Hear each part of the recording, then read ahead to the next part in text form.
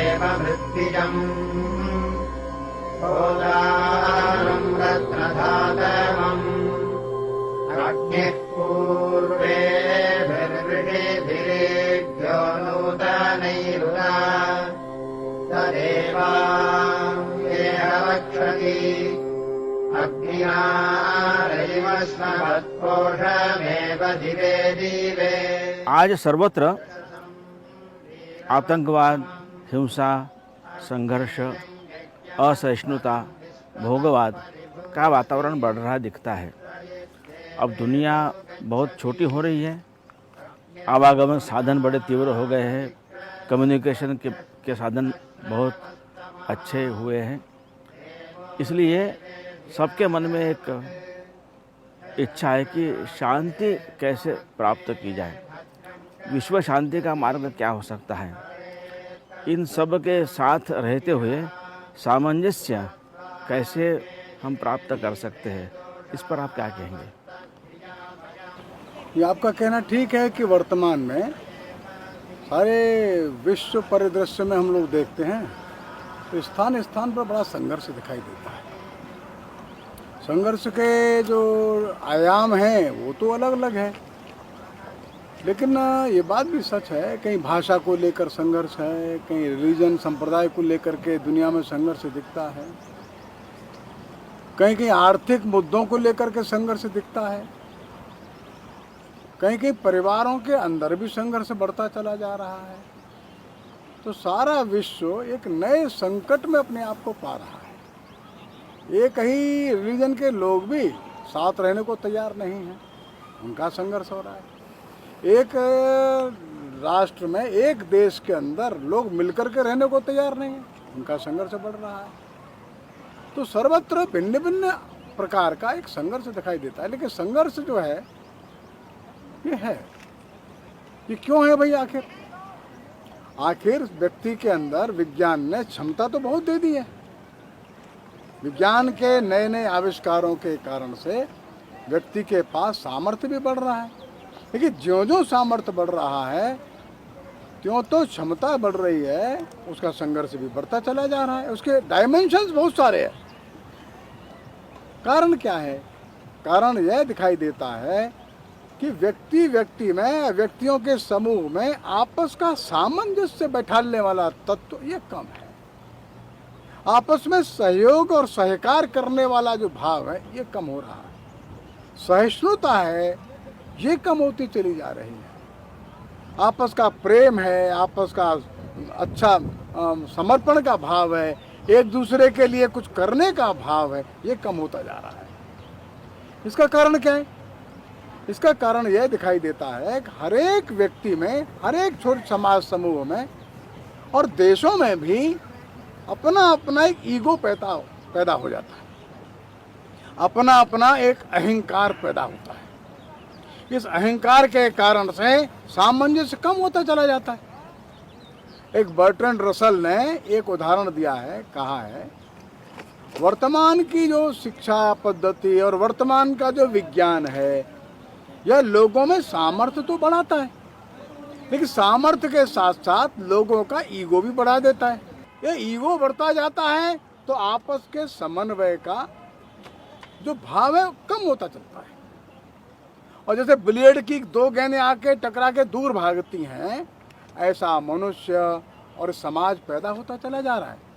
हम सर्वत्र सर्वदूर देख रहे हैं। समाधान क्या है? एक बड़ा प्रश्न खड़ा है।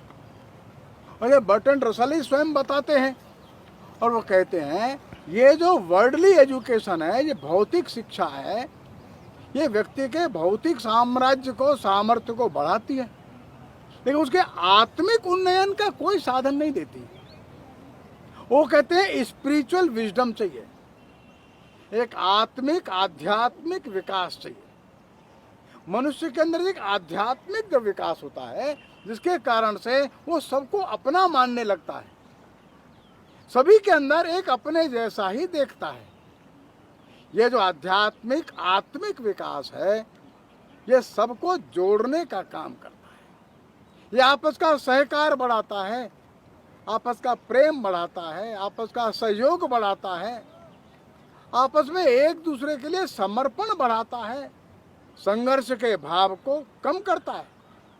मैं, मेरा, मेरा, मेरे लिए ये भाव को कम करके ये आध्यात्मिक भाव दूसरों के लिए मैं क्या कर सकता हूँ, अपने सामर्थ्य, अपनी क्षमता, अपने संसाधनों का उपयोग में दूसरे अन्य बंधुओं के लिए, समाज के लिए कैसे कर सकता हूँ।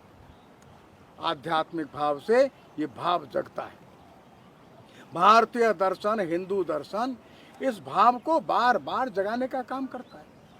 और भारतीय दर्शन में, हिंदू दर्शन में यही बात प्रमुखता से है कि सबके अंदर उसी स्वरूप को देखकर एक इंटीग्रेटेड विजन डेवलप करना, एकात्म दृष्टि पैदा करना। एकात्म दृष्टि से एकात्म भाव पैदा हो जाता है। एकात्म भाव ईर्ष्या, द्वेष, घृणा, हिंसा इसको दबा देता है। एकात्म भाव जो है ये अध्यात्म भाव को विकसित करता है। तो प्रेम, दया, करुणा, ममता, समर्पण ये सद्गुणों की वृद्धि करता है।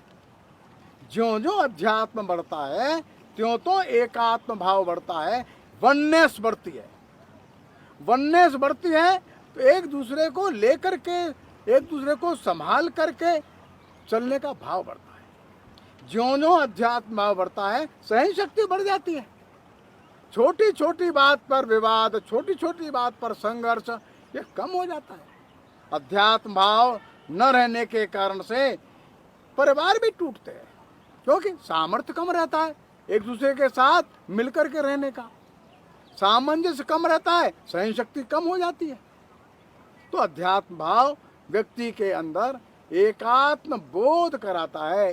एकात्म बोध से सामंजस्य बढ़ता है, प्रेम, करुणा, ममता ये बढ़ती चली जाती है। यह हमारे इस देश का सनातन दर्शन है। इसी दर्शन को हम लोग कहते हैं ये हिंदू दर्शन है। इसी दर्शन के कारण से ये राष्ट्र हजारों वर्षों से हिंदू राष्ट्र है। और इस राष्ट्र के भाव यह हैं, इस अध्यात्म भाव को लेकर के सारे देश में खड़ा समाज सबको एकात्म दृष्टि से देखे। सारे देश का समाज सबको मिलकर के लेकर के चलने के लिए आगे बढ़े। सारे देश के लोग सारे विश्व के मंगल का कार्य करें। सारे देश के लोग मिलकर सारे विश्व को एक परिवार के रूप में लेकर के आगे बढ़ें। तो हिंदू राष्ट्र यह वैश्विक दृष्टि लेकर के खड़ा होता है। हिंदू राष्ट्र एक ओर भारतीय है, दूसरी ओर एक वैश्विक दृष्टि, वैश्विक भाव लेकर के आगे बढ़ने वाला इसका दर्शन है। और इसलिए हिंदू राष्ट्र ये किसी का विरोधी नहीं, किसी की मार्ग का रोड़ा भी नहीं, सारे विश्व कल्याण का संकल्प लेकर के चलने वाला यह महान दर्शन हजारों वर्षों से चला आ रहा है। हम उसी के प्रतिपादन की बात आज कहते हैं।